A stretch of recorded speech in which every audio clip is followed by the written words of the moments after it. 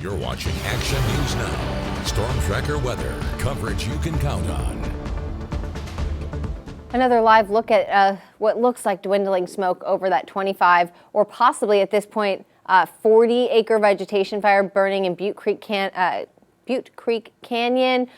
We've heard some reports over the scanner traffic saying that this fire has been mapped at about 40 acres now. And in just 10 minutes, we're going to have a live report from Action News Now reporter Margot Rowe.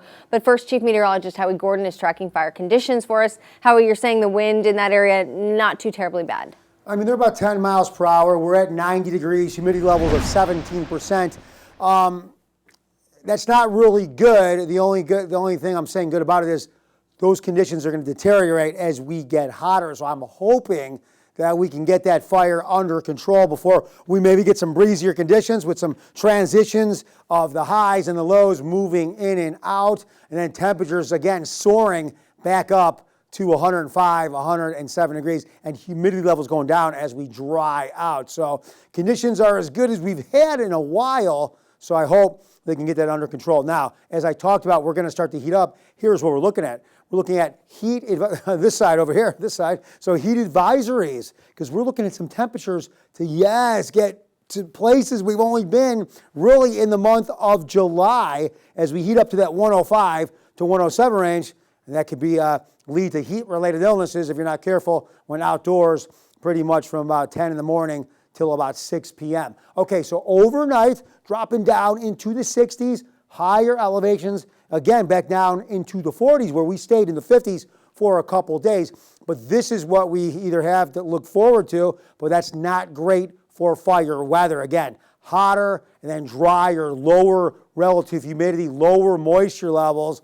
So that makes things more dangerous for fires in general, but that vegetation fire we want to get put out pretty quickly over there in Butte Creek Canyon. Okay, so let's talk about these changes, why they're happening. Low pressure moved in, cooled us down, allowed for a more pronounced delta breeze, pumping a little moisture our way to increased moisture levels.